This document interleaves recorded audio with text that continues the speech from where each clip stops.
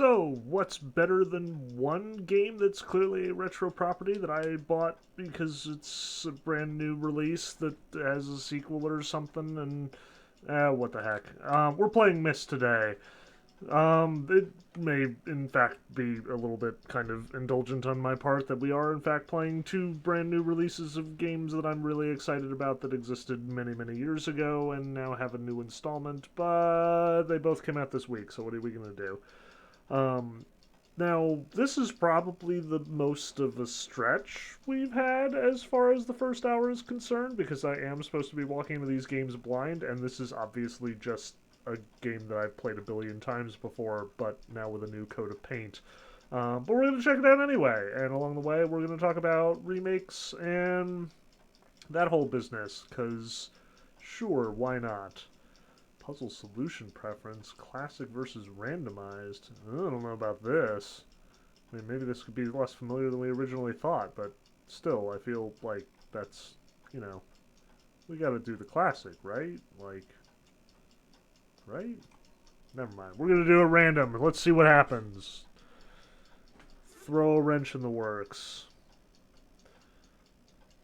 But yeah, for those who are not familiar, Myst is a game that's been around for literally close to 30 years at this point, and this is just the newest in a long line of remakes, all of which I have played extensively and beaten, along with all of the sequels, except for Uberu and End of Ages, because those ones are really weird.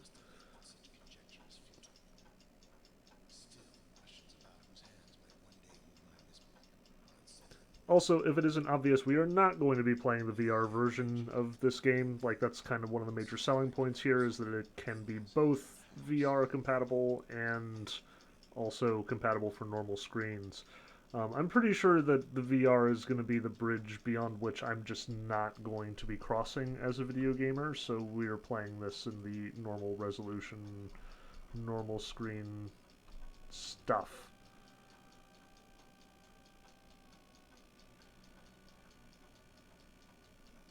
Gotta love that cutscene, though.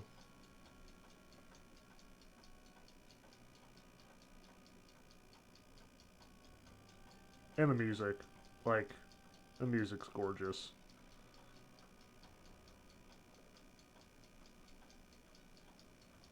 But we're going to try and focus primarily on the remake stuff. Like, obviously, Myst is a great game. It's been remade like 5 times, and you know, 3, 4 sequels, and all that stuff. So most of our attention is going to be on what has changed, what is new, and most obviously is the freaking graphics. Oh my gosh! Yep, this is what I signed up for. Look at that. They're birds. They're birds. It doesn't look like jank. I mean, obviously everything has been much improved since, you know, the original real Myst came out and they tried the 3D thing and it was absolute jank, but yeah, this is very nice. Newest version of the Unreal Engine, folks. All that good stuff. Not sure what I think about this, though.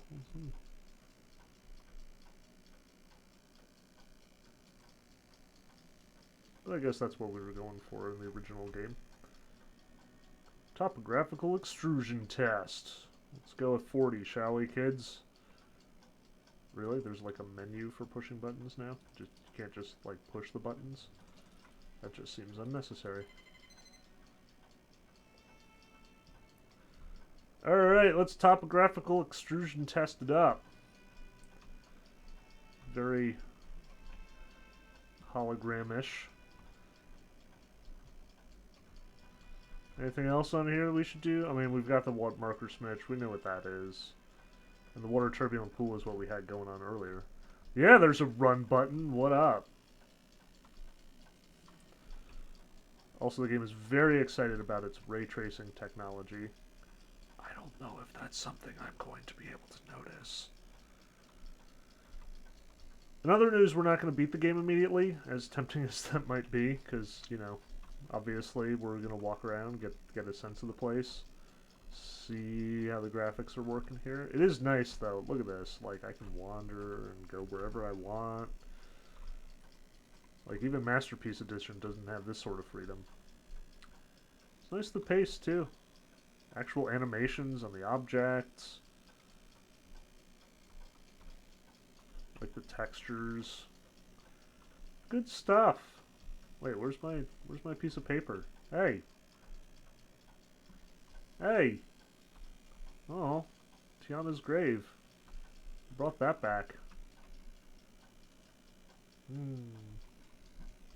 Not that I've read the books or anything. I'm not that big a dork. Come on now. I wouldn't do that. First one's awesome. Second one's pretty good. Third one, less so. We got our puzzles here. Okay. I don't know what the deal is. Alright. This is swanky. Missed my little stone box things, but that's fine. Whatever. What else we got?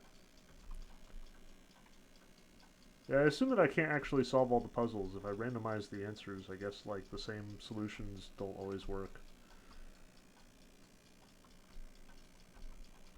I guess I'm done with the new designs, though. Yeah, tree.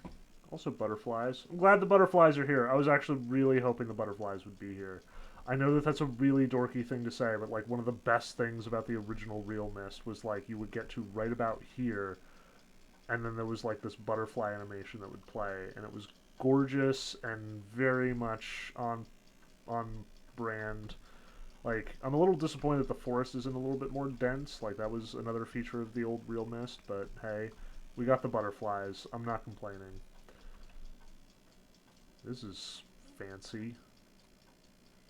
Woo!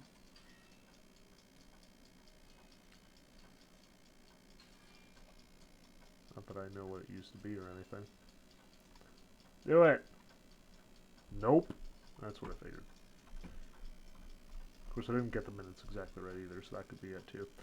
At any rate, I'm just looking for an excuse to go into the, you know, tower and solve problems. Can I walk on the roof now? Yes! I wonder why they did that. I guess it's better than the staircase. We do still have the 2 towers to jump up. Yes, yes, in case we're going to try and reset the power thing. Okay. Not that I know this game too well or anything. Alright, that's all the ones I can reach, I think. I guess I can't go for a swim. Darn it, game! Guess there have to be some limits. Alright, let's see what the library looks like. Take a picture. Oh, that's nice. Yeah, taking pictures. Alright, the books are actually, like, labeled this time. Look at that. Channelwood. Yeah, with the colored inks. Stone Ship. What is that? The Selenikai of Myst? Guess this is our rhyme book. Oh, no, this is the Selenitic Age. Okay, that makes sense. Selenitic Age of Myst. I got it. I'm there. It took me a while. And, of course, we got our Mechanical Age. And this book, which, you know... Oh, wow, just gonna be really explicit today, huh? That's fine. I'm a little bummed that it's not, like, burned out the way that the old one was. Like, you actually did have to track that sucker down. Can't open any of the burned books either. That's a bummer. Very directed here. We got our Atreus book, or our Aknar book, and our Cirrus book. What do you think, kids? Cirrus or Aknar today? Also, yep, that's subtle. I don't know how I feel about that. Alright, well, we can at least do the pages first. Oh, wow, that wasn't subtle. Oh. Oh, my.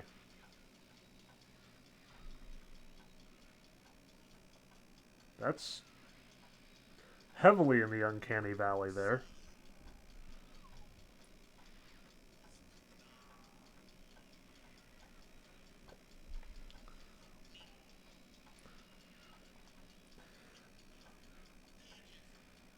Really? Yep, that's very off-putting.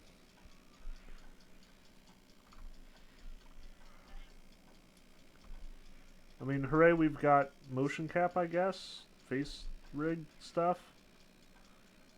I don't know. I feel like the FMVs were not broken as far as that's concerned.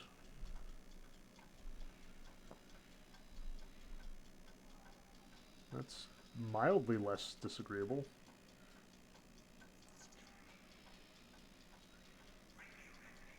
I want to say that's the original audio here, though.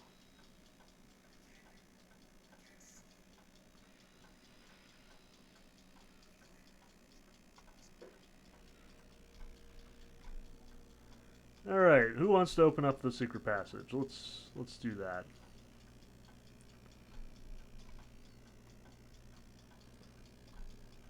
What secret passage? What? Who knew about a secret passage? Oh, that's nice.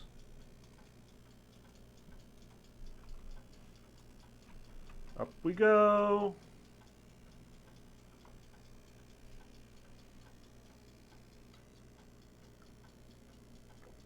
Alright, but we didn't pick a puzzle. We should probably do that. Oops. What? I know what I'm doing. I've totally played this game and beaten it like 16 times.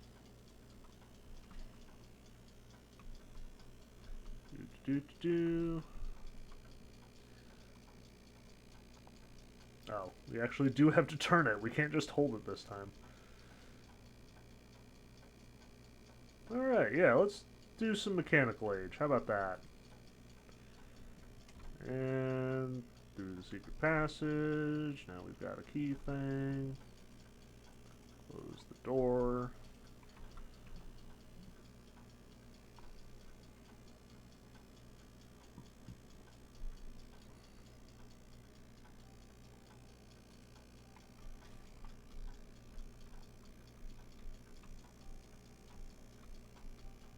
Oh, interesting. We've actually retained the rotation this time around.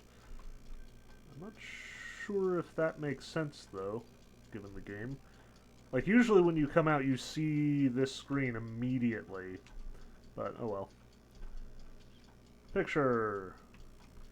Let's go ahead and look up the ladder while we're at it.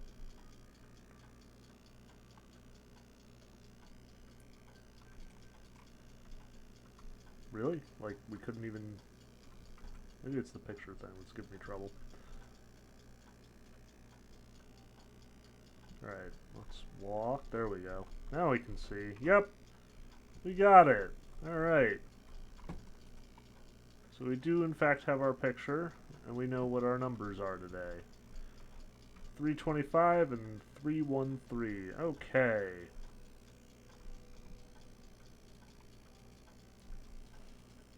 Down we go.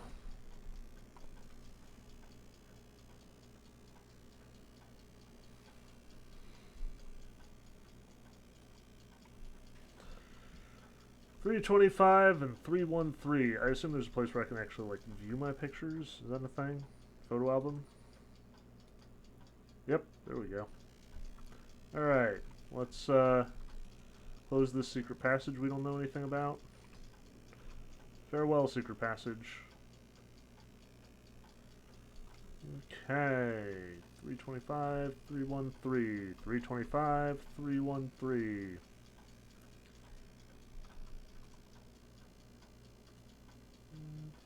Alright, this is the big hand. I know how clocks work. It's 25. And go. Oh yeah.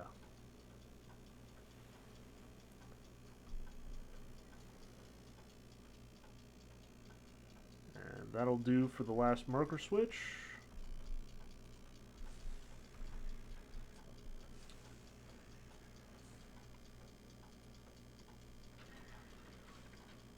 Three, 1, and 1.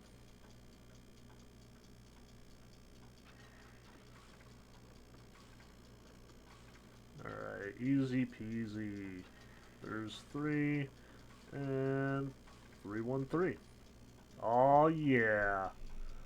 Open it up. I suppose I could like navigate alternatively. Nope. That's just the tree area.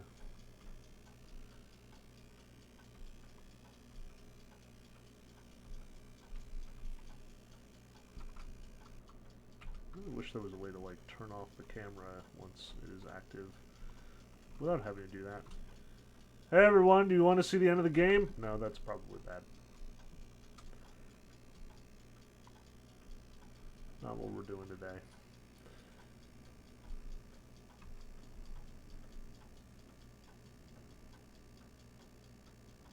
Oh, yeah.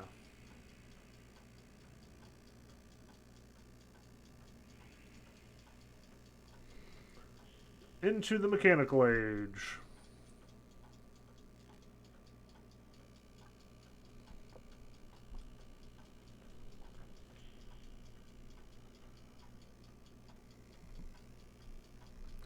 Clear skies today. A little creepy though. A little stormy. Is it nighttime? Like, I guess that could be the sun. Just striking shadows here. Yeah, the mechanical age has always been kind of stark. That's very much its characteristic, but even so, I like how they got this. You know, this sort of threat of storm thing coming across. And here we've got our puzzle for getting home.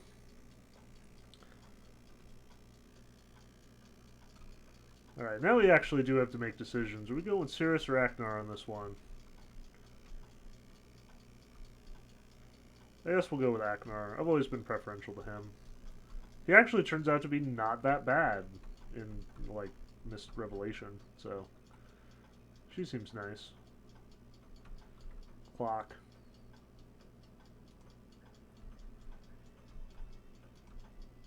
Mysterious doodads to mess with.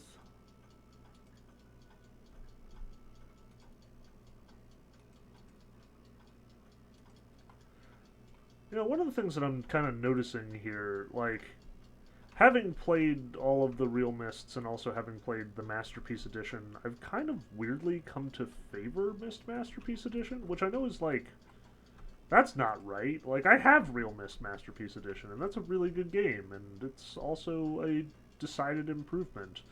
But I'm honestly not sure the full 3D experience with the wandering around at your own discretion is really doing that many favors for Myst. Like, I suspect that it's actually, hey. I suspect that there's a certain amount that is kind of lost when you leave it up to the player to decide their own pacing. Like over here, we got the fancy doodads and stuff, and it was one thing in the original Myst and in Masterpiece Edition where you kind of like click and it like shows it to you up close, and then you're sort of messing with them, and then you get to see these things react to you. Like I played this game with my like 5-year-old nephew, and he really enjoyed it. Like this is recently, this is a couple years ago, and it definitely held up. But I specifically played the Masterpiece Edition with him, and I think it really went well. Um, but without that, without the sort of pacing that's going on there, I think it's significant to note that there's a lot of things that you can just like miss, or you're not sort of appreciating the drama as something opens up for the first time, or you discover the solution to some puzzle. Like even the oh, that's cute. They have the Rivenese numerical symbols on them. Nice. Yes, Cirrus and all your swag.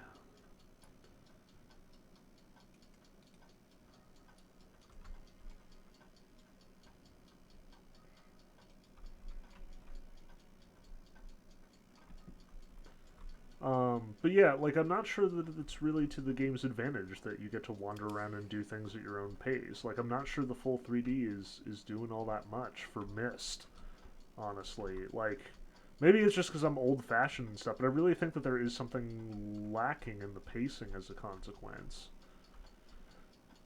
I always forget how brutal Aknar is in the original game. Like until I'm actually sitting there playing it. Yeah, there's a snake in that box. Not cool.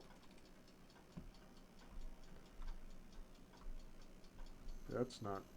Hello there.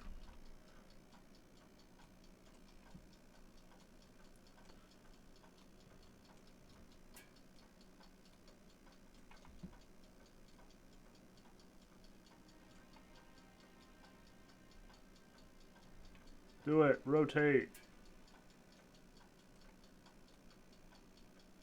There we go. Lock it in. Okay. Yeah, even some of the mouse movements, like, you have to actually click and drag in order to pull the switches, which, I know they're going for immersion there, but I suspect that this might not actually be the right direction for that, Like, the Wii has taught us that motion controls and sort of immersive control schemes only get you so far. Like, sometimes it's more immersive to just click on the thing and let it do what it's supposed to do. Um, like, there are games that do it really well. Like, I'm a big fan of The Room, for example, but... Yep, another creepy head thing. I think it was an actual skull in the original. Did they tone it down? Is that what's happening here? Like, instead of human bones and stuff, we've actually got, like, monkey skulls and things? The insinuation there would be rather different if that's the case. Like, Aknar is engaged in animal cruelty and not, like, actual human horror. And, of course, the cage.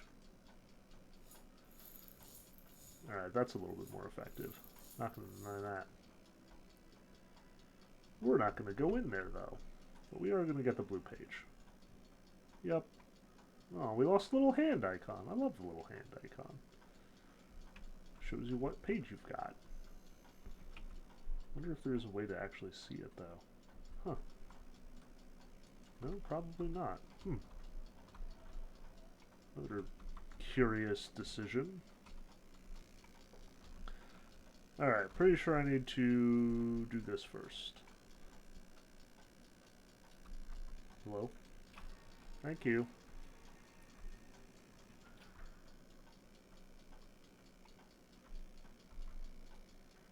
Yep. Gotta move our elevator around so it's facing the correct direction. There we go. Thank you. Let's try this again. Really? Oh. I suppose I have to... What is going on? Why are you flashing at me?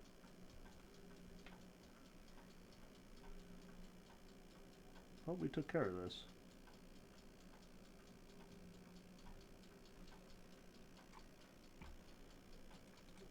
I mean, I guess that's a good flashing, maybe? I don't know. But why isn't the stairs? There it is. Alright. I don't know what the deal was there. Seems kind of finicky, honestly. Alright, into the elevator.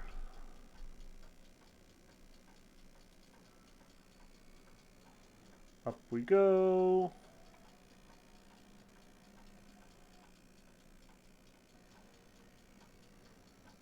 And middle button. Bye, elevator. Because we need the console. Thank you.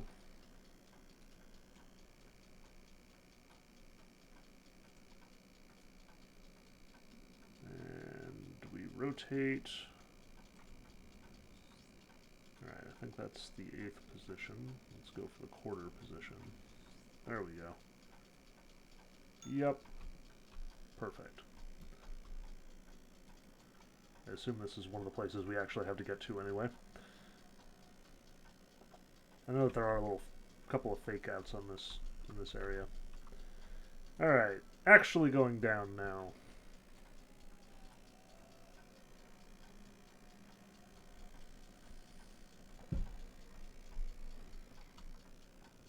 And out we go. Run, run, run. See what we're pointing to. Alright, we are definitely in a place we want to be. Alright. Thank you. Looks to me as though... Alright, I think that's where we started off. Maybe it's not. Maybe I rotated too far. Oh well.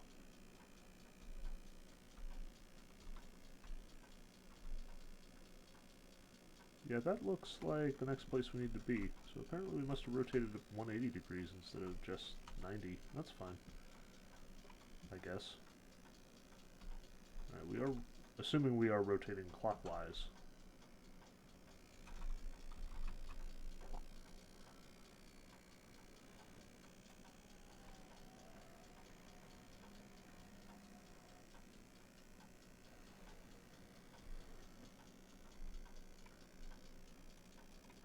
Oop, nope.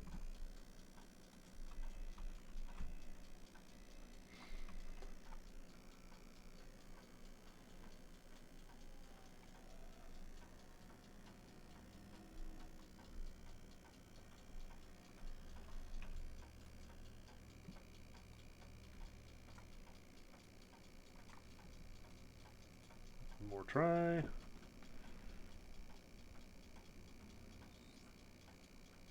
Alright. In theory, that should be another 90-degree move. If we're going counterclockwise, that will be bad. If we're going clockwise, then all is well.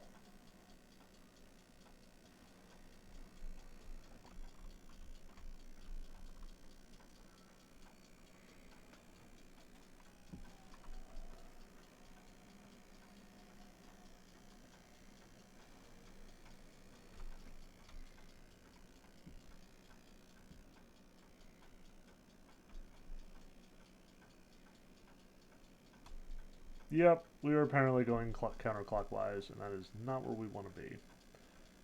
Okay, so we definitely overshot on the first one, because that's definitely where we started. You can see the platform and like the puzzle box. And that's where we just were. So we need to rotate 180 degrees in order to get to the island that we're currently missing.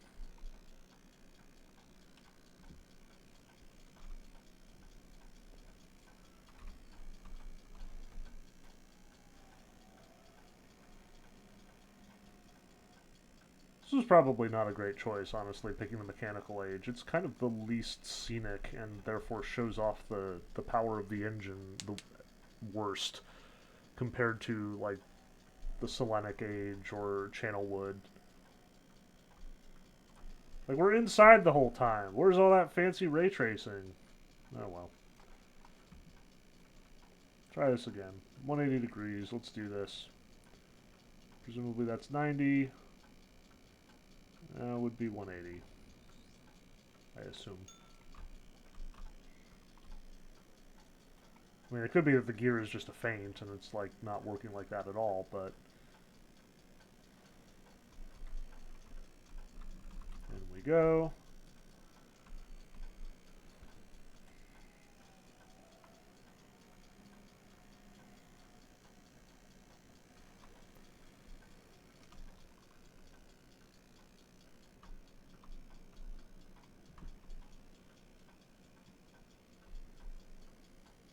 Pretty sure that's the exact same island we were at. So we overshot it again.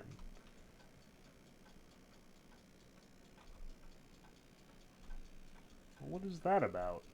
Alright, so we apparently did 270 degrees instead of 180. Alright. Apparently that gear is not mapped to the 360 degree potential rotation. Gonna have to get a little creative.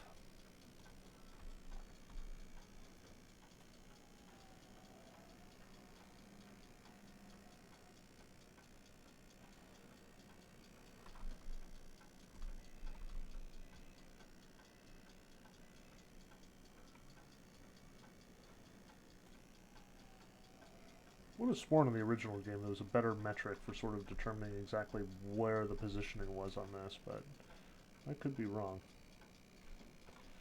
Alright, let's see what we got. Okay, that's 90.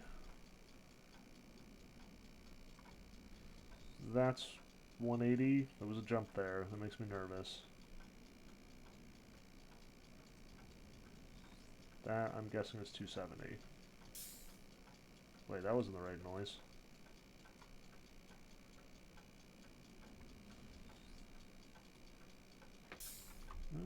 Maybe it is? I don't even know. We're gonna find out. In theory, we should be facing the correct direction, but who knows? It's going to be very silly if a Myst veteran like myself cannot successfully get us to the place that we need to go, and instead we're just wasting all of our time right now. I don't know how much of that is a reflection on me personally, or how much of it is a reflection on the game. There we go. Sound effect was a feint.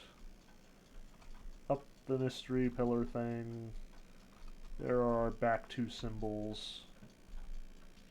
Alright, do we have our 2 photos? Yes. So we have all the symbols we need. Now we just need to rotate 270 degrees again in order to get back there.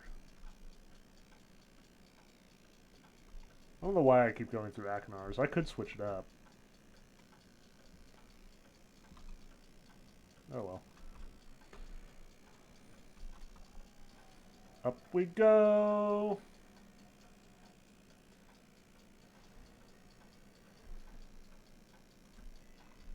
Man, I really hope they didn't, like, face rig Atreus in the last scene as well as Cirrus and Aknar. That would be really disconcerting. And that is such a good scene otherwise. Ah, don't fix what ain't broke. FMV is not the worst thing when you just integrate it well. Alright, that's probably 3. Or did I go all the way around? I don't know. We'll find out. It sounded like a good noise. I think it's the noise coding is to the potential locations as well, so I haven't heard that one. That probably means we're in the right place.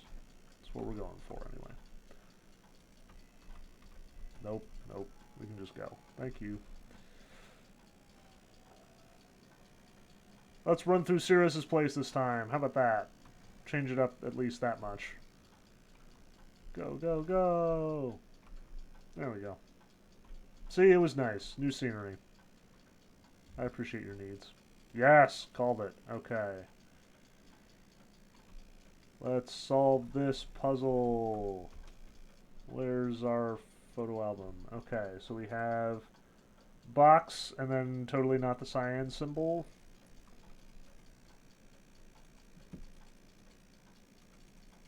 Oop. Okay. Apparently we cannot access the photo album from within the puzzle. That seems sort of silly. Plus sign and random triangle thing. I'm sure I just immediately... Never mind. I'm just apparently bad at this. Okay. Triangle. Go. Ha-ha!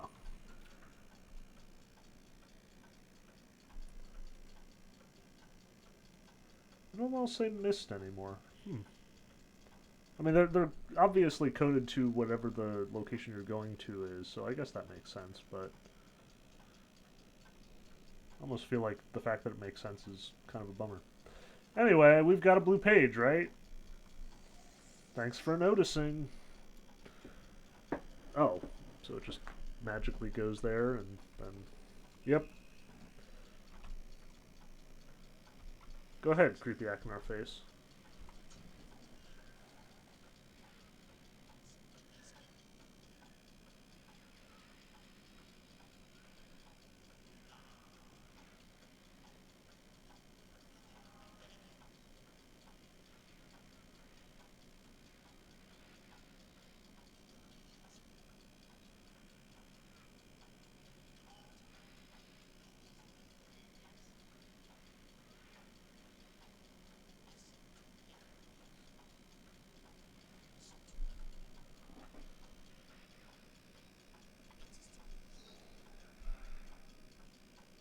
Yeah.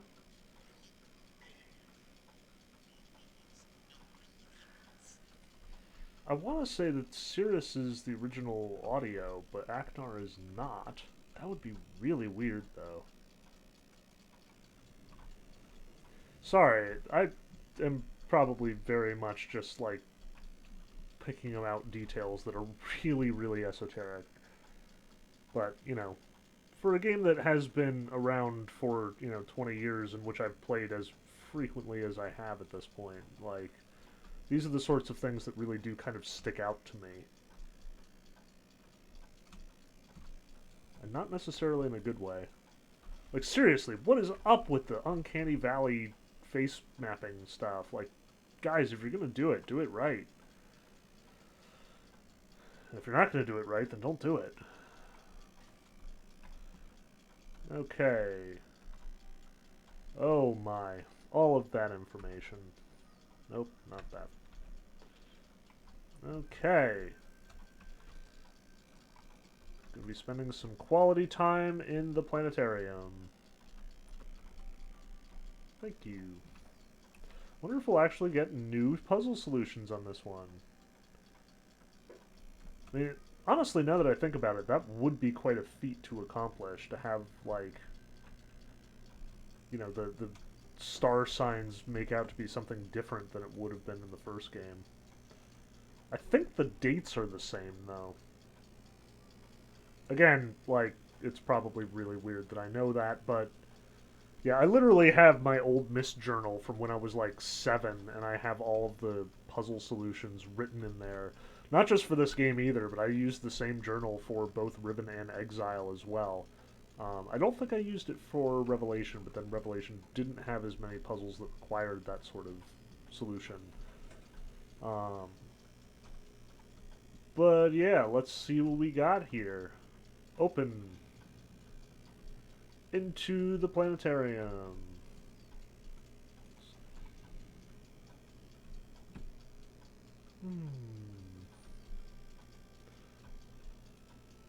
Got rid of the seat, I see. Huh. Alright. Photo album. We're looking at October 11th, 1984, 10:04 a.m. Yeah, I'd swear that that's exactly the same as it was in the original game. October. Alright. Huh. Is there any way... Oh, okay. There we go. October 11th. We still can't access the photo album from within the puzzle, which in this case would have been really helpful. 1984, 10:04 a.m. So, 1984, 10:04, which I'm assuming that we're going to have the military time option. Yep, that would explain that. Okay. What do we got? What do we got? What do we got? That is definitely the leaf. Pretty sure that's also the same. I guess we did not change this particular puzzle all that much, seeing as it is rather thoroughly integrated into the game's mechanics. I mean, like, literally, watch this. I'll just, like, push it forward 6 minutes, and it's going to show us something remarkably similar to the first one. Or not! Good grief, game. Come on. It worked so hard at that in the original. Now we're very much just kind of cheating. Good grief. Alright, well, let's see. We got, what's our next one? November 23rd, 9791. Like they're really going to be stars at that point. November 21st, 9791. And back out. 23rd and 6:57 p.m. Okay. So let's switch that up. 6:57, so that would be in military time 18:57.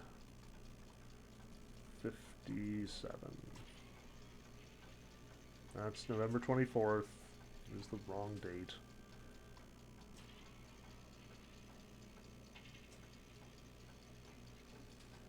Alright, beetle. Snap it. And back away. Last one, February 3rd, 5010. February 3rd. 5 0 1 0, and our time is, oh come on now, 3:12 a.m.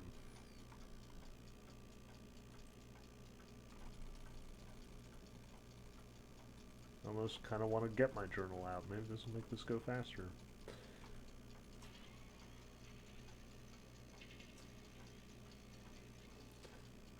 Oh, that's a new solution. That is not the same one, I don't think. I think it was the snake, originally. Not the cross. Very good. So I did change something. You know, I cheated for like half of it, but... whatever. Okay, continuing. It would be nice to be able to actually see what, like, the options were. That's how it worked originally, but... Alright, so we got our cross. Got our leaf. I just need our beetle, not the arrow. Not the anchor. Beetle. Up goes the ship. Yep, definitely picking the two most boring ages today, but oh well. Where is that piece of paper? Did I just completely miss it, or did they move it? Like, there should be that whole thing where, like, you get the piece of paper, and you go down to the little hologram thing, and the hologram thing gives you the message from Atreus. Like, what's up with that? That was, you know, originally the tutorial. Like, this is your introduction to the mechanics of the game. And it is... Did they hide it? Like, did they put it somewhere else? Is it no longer its original... Like, I get that, you know, if this is the randomized version, it would be totally within their rights to move things around. Like, presumably, you're a Myst expert at this point, and you do not need to, you know, you don't need the hand-holding that Atreus's parting message would offer.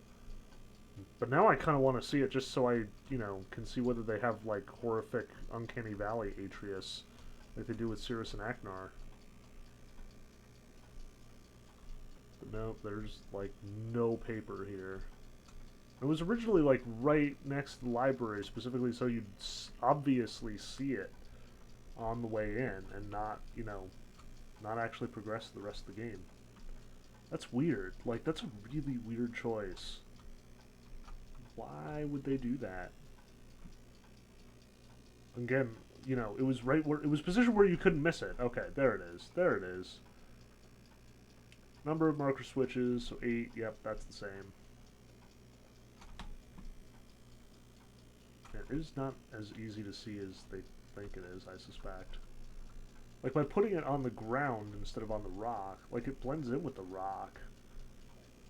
And then when you're on the ground, like, you're literally looking at your steps as you go. Like, look at this. Look at how this is spotlit with the light.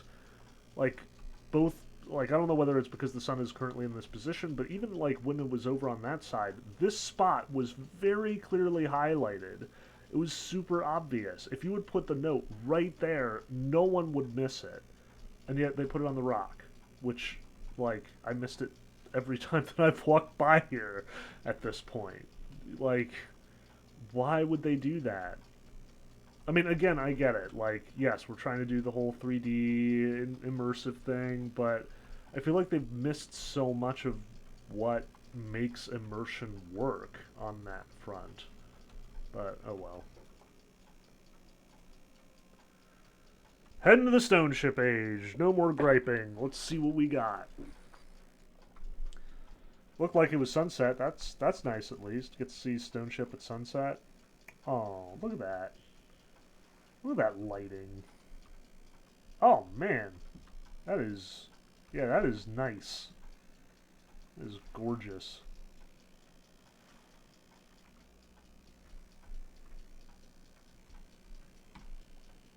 Ooh, with waves. Oh, we could just hang out here.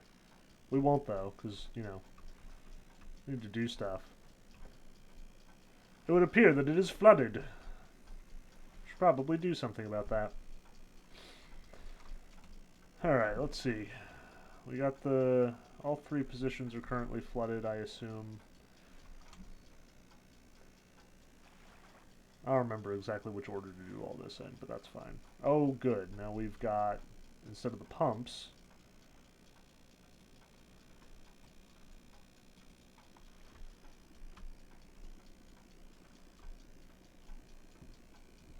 Alright, which one did I successfully pump? The middle one apparently refers to here. Okay. I mean, I guess we can go down here first. That's fine. Oh, no, we really need the power on. Okay, then. Let's see which one it is. That's probably the exit.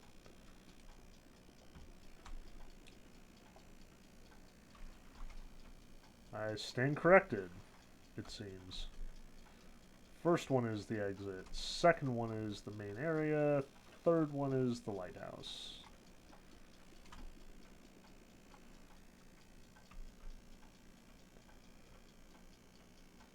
Alright, down we go.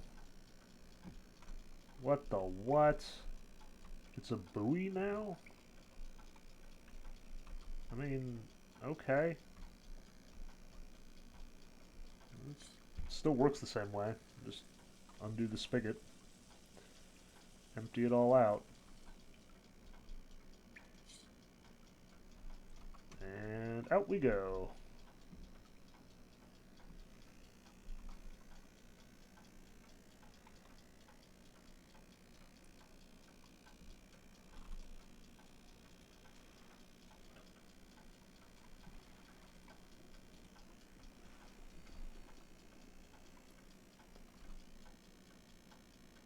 Alright, I was promised that it was like the time was going to change. Like the more that you played it, you could interact with the ages at different times of days and stuff. Not sure that's the case. Which, you know, isn't necessarily a bad thing. That would actually be a fairly smart choice to sort of keep it so only certain ages have the time shift. I think they did that with Real Myst Masterpiece Edition as well. That it was like on the island of Myst, the time of day changed, and Channelwood, the time of day changed.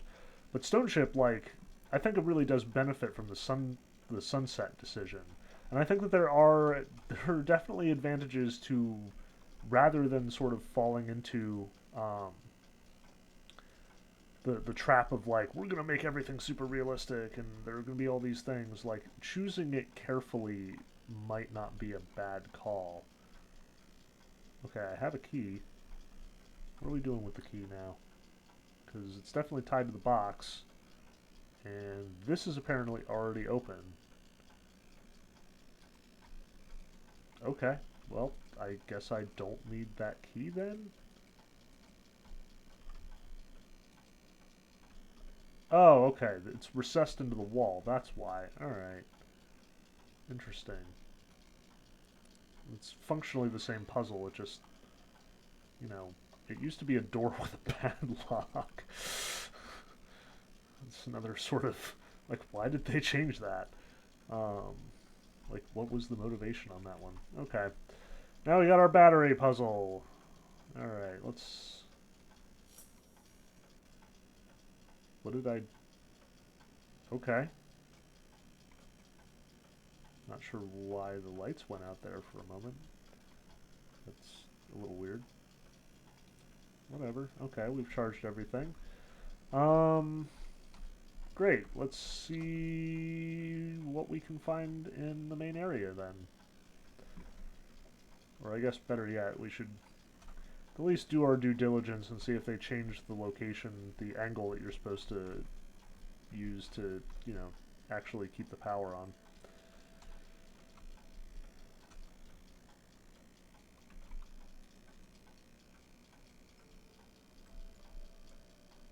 Alright, what do we got? Okay, are at 45 degrees.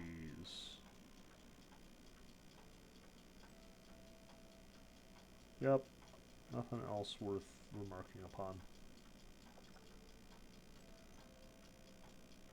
So I think all they did is change the starting point, because I'm pretty sure it used to be 72 degrees. Again, not like I'm just insanely familiar with this game or anything. What do you mean? This is my first impressions. I don't know what you're talking about. Anyway, where's the door?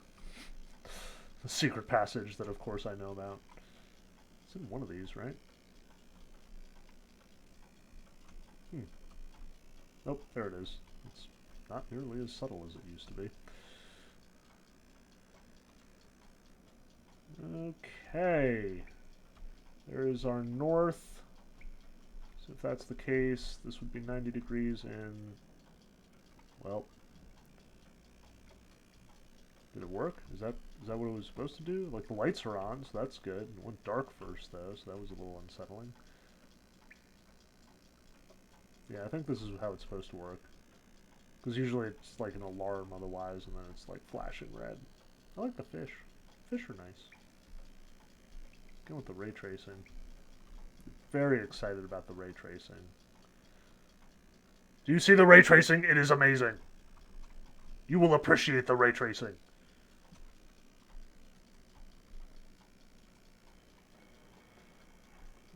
Okay. Which stateroom is this? Oh, well, you can hear the music. I believe that's Cirrus's theme.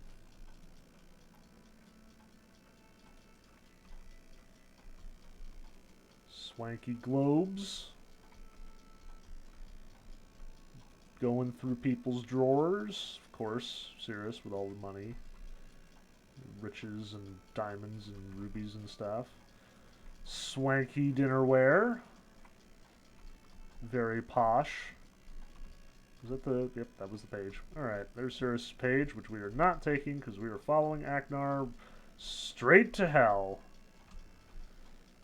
Because, you know, he actually does have the chance of reform anyway. Swanky. Yeah, that's always insinuating. What's up, Cirrus?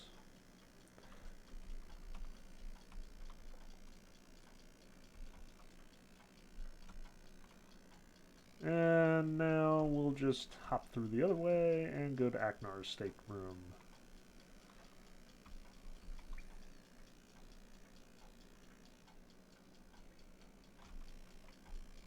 There we go.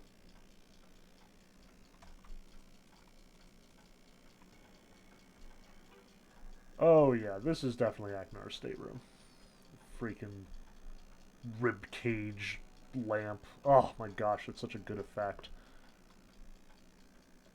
They get the lighting in here really well. The ray tracing is working overtime here.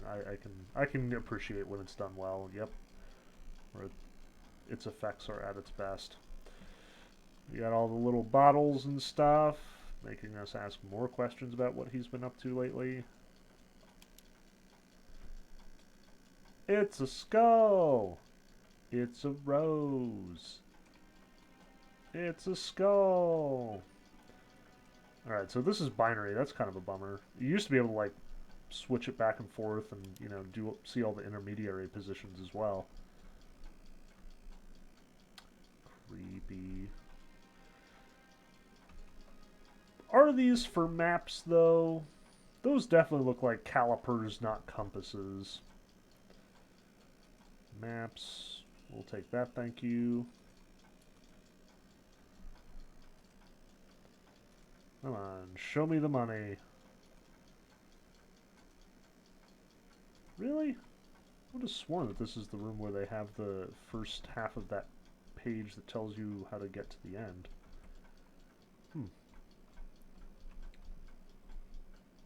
Curious. I'm missing something here. Because I know one of them is in Channelwood, and I'm 90% sure that there's like nowhere in Selenic that they could hide it. Maybe I missed something in Cirrus's stateroom.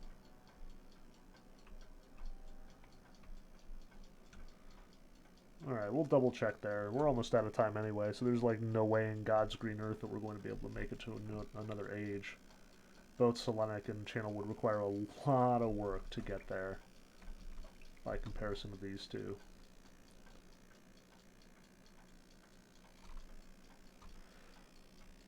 Alright, Sirius, did you have the solution page in your room and I just missed it?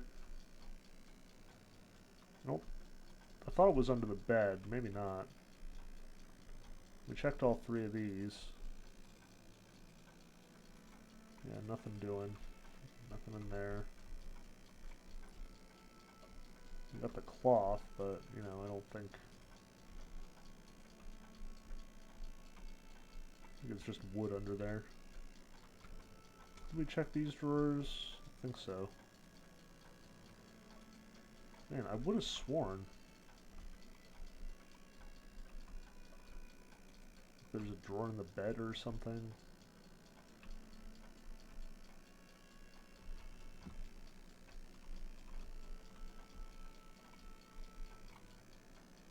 I don't know. What did they do with it? Or did they do away with it? Or did they move it someplace like they did with the initial note? Alright, well. We don't have a whole lot of time, so we will head back to Myst, see what the deal is with Atreus's uncanny valley face. That should probably be good for our first hour of 2021's Myst remake.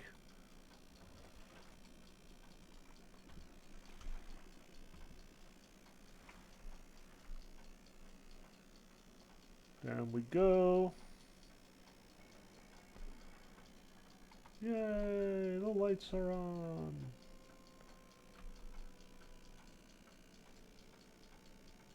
Man, I don't know. Some of the choices here. Like, that was a really cool effect once upon a time where it, like, bleeds out of the table and it's just mysterious and you have no idea how exactly they're doing that. Like, on the one hand, they seem to be doing a lot of sort of choices where they're demythologizing a lot of what's going on in Myst. Like, all the stuff that was weird and strange and magical almost has been eliminated. But at the same time, then, like, you see this and it's like, woo! And, you know, it's kind of hard to get at why they made the changes that they did. Like, why you don't want it to be magical in some places, but you do want it in others.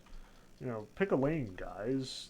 Decide what your tone is, and don't make changes when, you know, you're not focused on what the goal here actually is. I mean, it could be that these are VR choices. Like, again, I'm not playing this in VR, so I can't appreciate exactly what sort of choices were made to accommodate the VR, but I can't imagine that the stuff that you would like see, the actual videos and, you know, effects would be all that bad. All right, folks, this is it. Our big moment. Is Atreus a horrible skull face? Oh my gosh. I mean, it's better than Cirrus and Aknar. It's not good, though.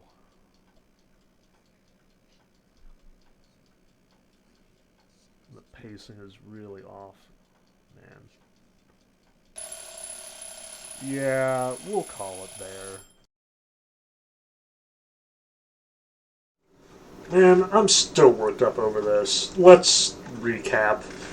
Alright, so if it wasn't incredibly obvious from the video, I am an unabashed and unapologetic Myst fan. I have played all of the games, I have beaten most of them, I have absolutely played all of the remakes of the original game. Like, Myst was one of the first video games I ever owned and seriously played as a kid. Like, there were a couple of ASCII games before that I can vaguely remember, and a couple of Apple games, because that was what was around back then, but Myst was the first game that I really connected to. So I have a deep and abiding connection to it, and I will absolutely admit that it is, you know, at least 60% nostalgia glasses that is informing my knowledge about Myst.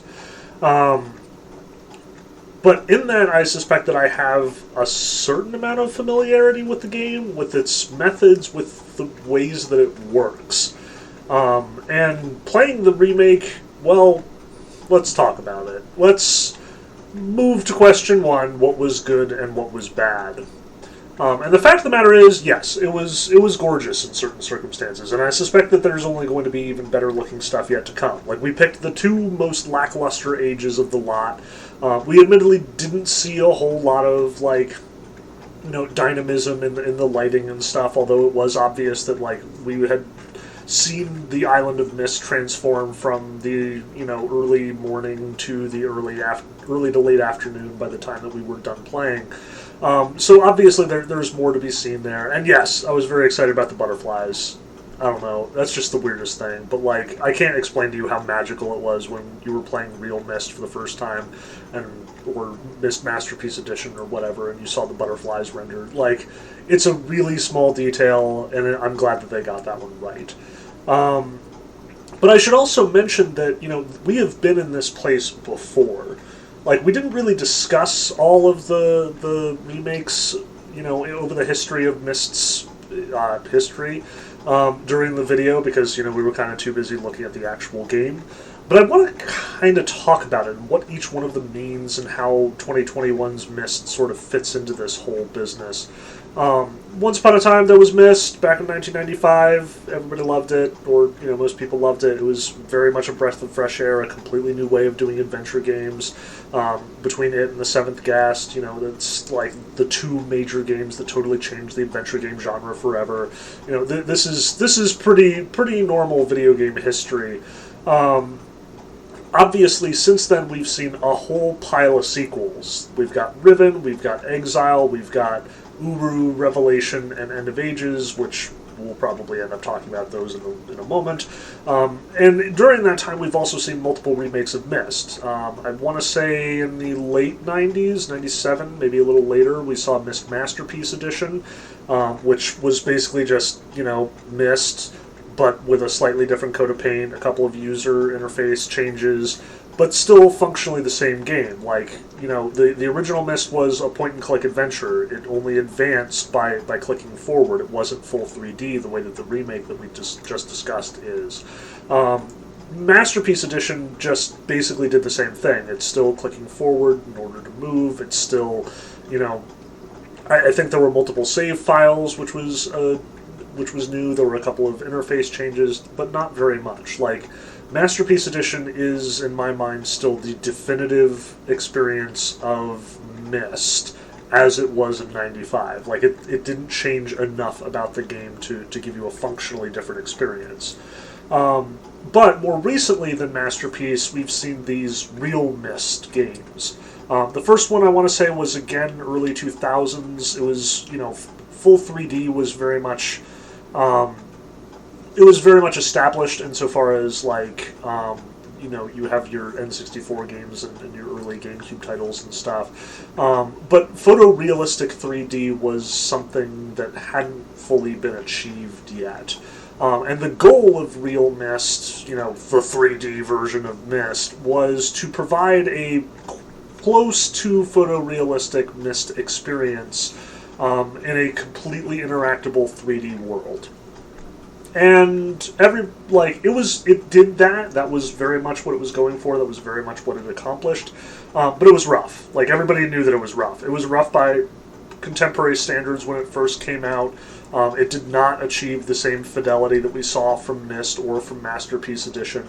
It is so much more ambitious to try and render an entire world as a 3D space than it is to just sort of throw up pictures on the screen and sort of let the player imagine those spaces and the way that they interact with each other. Like, what made Myst so compelling was that it was the biggest fake of 3D to date. We did have the sort of Doom-style, perspective rendering on what it was effectively a 2D engine that was already being pioneered at that point. But Myst did something very different because it wasn't an action game, because it wasn't in real time, by basically setting up artistically created, quote, photographs of a sort with minimum videos doing the work of like showing you what kind of activities were going. Um, it managed to achieve a facsimile of a 3D space while still being in the 2D space, and yet that 2D space being photorealistically, compelling. Like it looked like an actual world. Um, Pair that with the FMV videos of Atreus, Cirrus, Aknar, and the characters, and you've got, a pretty seamless way of experiencing the whole thing. And I think it holds up. Like I said, during the video, I've been playing the original Myst Masterpiece Edition with my nephew, and he's all about it. Like, he really enjoyed it. He wasn't complaining about the graphics. He was excited when things would happen. We had our adventure together. It was mysterious and exciting, and sometimes he was a little scared, and, it worked. Like, it still works. Real Myst, I think, also worked. Like, it's been a long time since I played the original Real Myst. I think I do have a version of it that I could theoretically play. Like, I think the GOG version is still functional. It is rough, and I don't, go back to it often. Like, I would rather play Masterpiece than Real Myst. But it was trying to push the idea forward, and because Myst was such an iconic location, because the whole way that you were supposed to interact with it was just this exploration thing, Real Myst was a really logical step for the series to take. Let's make this full 3D. Let's do, a real experience here. Let's use the graphics and the technology that we have available to make this, if anything, a more immersive space. And I honestly think that Real Myst did pretty well at that. Like, it wasn't ideal, it was great for the time, it was a great sort of tech demo, so to speak, even if it didn't quite stick the landing. But I also think that they very much fixed that with Real Myst Masterpiece Edition, yes.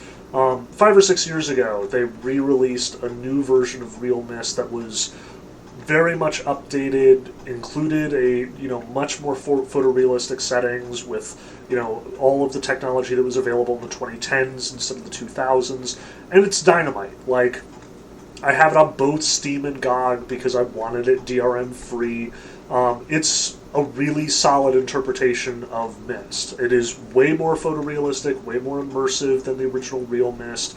It has the same 3D environments that you can interact with, which, obviously Masterpiece Edition does not. But notice that I did specifically get my nephew hooked on the Masterpiece Edition, the original experience, or the closest thing to it, rather than the fancy 3D remake. As much as I do like Real Myst Masterpiece Edition. Part of that was because I did in fact intend to go on with him, and we have started playing Riven at this point. But part of that was also because I wanted to see if it held up. Like, I was honestly curious as a sort of sociological experiment. My nephew doesn't have a lot of experience in video games. He doesn't have that sort of 12-year-old's, ew, old graphics thing going on. I wanted to see if it worked for him the way that it worked for me when I was his age. And it did. And that was all I was looking for. I was excited to see that that was the case. Real Myst Masterpiece Edition would have been a different experience. It would have been more complicated. When my nephew was 5 or 6, he didn't have the coordination down to be able to wander around a 3D space, to use the arrow keys, and to just navigate properly. So having it be a point-and-click experience was actually a good thing in my mind. It was an optimal choice. But as much as I say this, as much as I say that, I really like Masterpiece Edition, I really like Real Myst Masterpiece Edition, between the two of them I feel like I got this complete Myst experience, I was still very excited to see that there was another remake. I wanted to see what they were changing. I would like the idea of yet another upgrade, another effort to make it that much more photorealistic, that much more to use the technology that we have today to sort of re-experience the Myst experience. But I've got to say, I'm not terribly impressed. Yes, they did quite a few things right. Yes, I look forward to seeing Channelwood and Selenic, especially with the new technology, and Rhyme as well. I know that Rhyme is, in fact, in this one, and Rhyme is just gorgeous, as it's been represented in the games before, so I'm very eager to see Rhyme as well. But but at the same time, the changes that they made are frequently baffling to me. That's, I think, the trick here. And part of that is probably because I'm not playing this the way that it was designed to. Like, obviously, this was geared towards a VR experience. And as I think back across many of the changes that we're, sort of encountered here, I'm left very aware of what switching to VR would force the designers to change and force them to do. But at the same time, I don't think all of the changes are explained that way, and I'm not sure how many of these do seem gratuitous. It seems that there is an inconsistency in the way that Myst is presented as a consequence. One of the things that I should definitely stress here, again, there were tons of little things that I pointed out that I recognized as being different from the original game. And as much as I don't want to be that guy who's like, oh, they changed it and now I hate it, I feel like changes, especially with a remake that is supposed to be this close to the original, the way that this is. Like, they literally named it Myst with no, addendums, no colon, no subtitle. Like, obviously this is supposed to be a return to form. Anytime that you do that, when you are making changes, those changes should be motivated. They should be very deliberate. And I have questions about why. What was the motivation for some of these changes? So take, for example, the one that I got the most worked up about, the piece of paper. The one that Atreus, leaves for Catherine, where he's giving you the clue that you should go back down into the area with the little projector thingy and see his final message to her. Typically in Myst prior, the note is placed on the ground. And I even, stressed this. It's this obvious open space. The arc of the path, clearly leads to it. It is spotlighted. Every game design and artistic principle draws your eye to that spot. I stared at that spot every time we passed by it and completely missed the note sitting on the rock. Now, there's probably a really good reason for this. I imagine that from VR's standpoint, it's actually really difficult to see the note that's standing on the floor. When you are, navigating a space in VR, I assume at least, game design principles have to change to match. You are in a fixed position at whatever height you are, and the camera is supposed to sort of be sitting there. So, you are going to be 5 to 6 feet off the ground at all times. So a note on the ground is unhelpful to you, and there may not even be a way for the engine, given its situation, for you to interact with it. In VR, you're usually using your hands. It's supposed to be very immersive in that sense. So, if you're reaching down to pick something off the ground, that would be actually more difficult to pull off than to reach something that is on rock height. So it's entirely possible that me getting so upset about it is actually me not recognizing the choice that was made here. In a VR setup, I'm sure that was a very logical decision. It makes sense mechanically, it makes sense visually, it may even be more obvious to see on the rock, just because, again, when people walk, the way that you would in a VR headset, you're going to be keeping your eye level on the immediate area in front of you. You're not going to watch where your feet land, especially because, again, VR, it's very disorienting to do that, from what I understand. Again, I'm saying all of this from a speculative position. I've never used a VR headset, not a contemporary one anyway, and I don't plan to anytime soon. I am notoriously prone to motion sickness, and this really does seem like the bridge too far as video gaming is concerned. It's just too expensive for me to justify, and again, it's just I suspect that this, as much as it may be the future, as much as it seems like all the bugs are being worked out at this point, I'm just not sure I can follow on this one. Sorry. But that's a whole other matter entirely. I recognize the fact that, again, a game that was made to be both for VR and also for a traditional flat screen is going to have to choose what is the priority here, unless they somehow program different options based on what hardware you're using, which would naturally be more expensive, more difficult, and so on and so forth. So I recognize that decision was probably a motivated one, was probably deliberately chosen because of the VR limitations and because of the VR strategies. But that was not the only question I have. And oh my gosh, the Uncanny Valley Akinar, I can't handle it. Like, one of the things that I find incredibly frustrating about a lot of remakes and remasters and all these things is, the eagerness to take advantage of the new technology frequently overlooks the sort of things that worked and why they worked in the first place. So yes, by all means, remake Silent Hill 2, but don't get rid of the fog. The fog was an important part of the experience. It was more than just a, blind to hide the limitations of the software in the PS2 generation. Likewise, why? Why in God's name would you not use the FMVs? Like, I can see some of the logic here. Again, from a VR headset standpoint, the FMV might be a bad call. Like, because the VR headset is going to look from multiple angles, because it's got to read on a three-dimensional space, because, you're portraying to different eyes different messages, the FMV would not work in this case. But, you gotta put real money into the face recognition software stuff. That was unfortunate.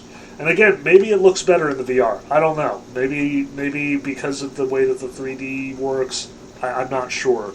But I can't help but think that was a misstep. Like, I can't help but think that. Again, I can see some of the motivation there. I can see the logic behind it. But if that's the case, there's got to be another solution. There's got to be a workaround. I don't even know what. Like, maybe just a moderately altered version of the FMV video. I don't know. Like, I just... That seems to me to be a really poor choice on the part of the developers, and maybe an impossible choice. Like, how would you solve that? I don't know. Maybe that's where it's like, VR won't work for this translation. It doesn't actually yield something useful. And that's another thing about Myst. Like, once upon a time, that fixed perspective, like, as much as all of these real Myst 3D interpretations have sort of experimented with, interacting with this as a physical space, having a fixed perspective, having the game deliberately paced, seems to me to be an important component of the Myst experience. Like, even the little interactions, like pulling the levers and stuff, there was pacing to it. Like, you put your camera into place, and you anticipated it, and you pulled it, and there was a delay, and all of this was really neat. When you are using your VR swinging control sticks, you can't have that, and that's kind of a bummer. I suspect that as much as I suspect that this would be an overwhelmingly cool thing to see in VR, I think that the demerits very much hurt in a lot of these cases. I think that the fundamental experience, I think that the developers are doing as best they can to sort of adapt it to this new technology to make this work in the space, but, either because I am just extrapolating here, or because I am such a fan of the original game, I can't help but think of all the ways that it's also hurting the experience. That the accommodations made to make VR work are also detracting from Myst as it was back in the 90s, even in the Masterpiece Edition. Like, as much as I would love to take a swing at doing this in VR, I'm not sure if it would ever be up to snuff, if that makes sense. If it would ever make up for the fact that there's so much being lost here. So yes, there's our good and bad, or good and lamented, I guess. Let's move on to our second question here, because I'm already spending way too much time talking about this. Let's talk about what this teaches us. I guess the first and most obvious thing that this teaches us is that different media require different game design techniques. You cannot take an old game and make it a new experience on new technology with new hardware and a radically new interface without things having to change. Like I said, the VR technology requires you to move things around or to make things more accessible or to change the speed at which things happen. And again, I think that the developers are very conscientious in making some of these choices. I also think that if, in fact, there's really no really good way to put this, I think that no matter how much you change the setup, how many quality of life changes you make, all of this, as much as I do want to see Myst from the perspective of VR, I have to note that it probably would have been better to just make a VR Myst. Like, not a Myst, Myst, the game that was released in 1995, but now for VR, but rather make a game that is designed with VR in mind, from the bottom up. Like, I honestly think that that's one of the reasons why VR has had so much trouble catching on. There are so few original titles that are, specifically dedicated to making the VR mechanics work. Even something as simple as a controller change is something that requires a whole new way of thinking about game design. Like, I think of when Luigi's Mansion first came out as a release title for the Nintendo GameCube, they was very much sold on the fact that it was you taking advantage of the specific design of the GameCube controller. And it did. Like, part of the game mechanics was you had to have, like, B and A pressed pressed simultaneously, which is something you can't do with a typical 4-button controller arranged in a diamond. Because the GameCube controller had the big A button and the little B button, which were positioned so, you could press both with your thumbs simultaneously, you could use that mechanic. And you could have, like, the sort of, touch-sensitive triggers be different speeds at which the vacuum sucked. Like, these were important design choices, and they were based around the hardware. It was an important part of the process. But when you instead look at VR titles today, most of them are adaptations. Like, we're going to do Batman, but VR. We're going to do Half-Life, but VR. We're going to do Myst, but VR. And I don't think that's the right way to... I don't think that does Myst any favors, and I don't think that does VR any favors either. I would rather see, I would rather see Cyan start with let's make a VR game as their design document, and then make that work. Rather than sort of adapt an existing game, as beloved as it is, as much as the fans want to see it, as much as, yes, I yearn to see Myst in full 3D in the entire virtual reality experience, at the end of the day, I'm forced to sort of conclude, I would rather not see Myst as a VR game. I would rather see a VR game from the bottom up, by the same guys who developed Myst with the same sort of design sensibilities in mind, but now with this technology at the foundation of what they were planning. My understanding is there are a few VR games that do this. I think that Half-Life Alyx actually accomplished that pretty well, or at least that's what I'm hearing, and likewise Boneworks was really highly praised once upon a time. But at the same time, a lot of this is really rough. There haven't been these breakout hits for VR at this point, because I think so much of it is still locked in the old perspectives. Like, the one game that I've heard is actually really great in VR and is in fact an adaptation from, earlier franchises and stuff and didn't just, rewrite the rulebook, is Star Wars Squadrons. Which is the weirdest thing to say, that Squadrons, a game that was obviously adapted from X-Wing and TIE Fighter and Rogue Squadron and all these other games, really works in VR. That's mind-boggling to me. But again, that was so much a part of the game design from the ground up that it makes sense that would work. I don't think Myst has that. I think too much violence is being done here. And again, as much as there are a whole bunch of little design decisions that now when I'm looking back, I'm like, oh, yeah, that was obviously for VR. Like, why is the trap door now a completely, like, a wall panel in the Mechanical Age? Oh, right, because you're supposed to be standing upright while you're walking through it. Or, why is the treasure chest on a buoy? Oh, right, because you're not going to bend down and mess with that when you're on VR. Like, I think that that's some really smart design choices on the part of the designers in Cyan, but at the end of the day, I'm also not sure how much of the original experience survives in this process. And I think it would be better to just start from scratch and do an original experience. So to answer that third question, am I going to keep on playing it?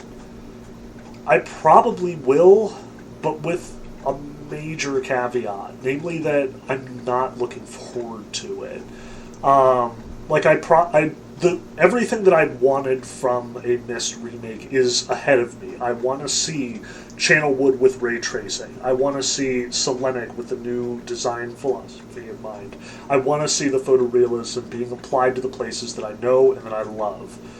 But I'm not using a VR headset, and as much as I would like to take a stab at playing this with a VR headset at some point, like if there is any game in the entire VR canon and library that I actually would like to take a stab at, it's this and Squadrons. But that's it. Like, that's all I can say about this. I expect this to be a lackluster experience, and I expect that because I am playing it on a flat screen and it was not designed for me, that I can't even really be angry about it. It's like I bought a $40 VR game that I'm playing on non-VR hardware. That's on me, and that kind of sucks.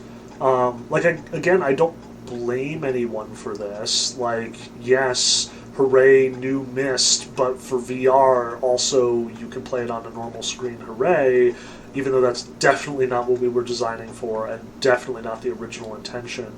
Like, it's just kind of a bummer, I guess. It kind of, I am the tacked-on multiplayer in this case. Like, oh, as an afterthought, let's also sell it to suckers who don't have a VR headset.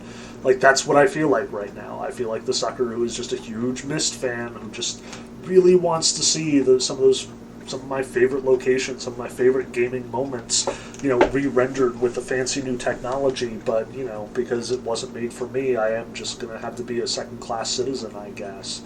And like I said, that's a bummer. That's disappointing. Like, I wanted more from this. I wanted better.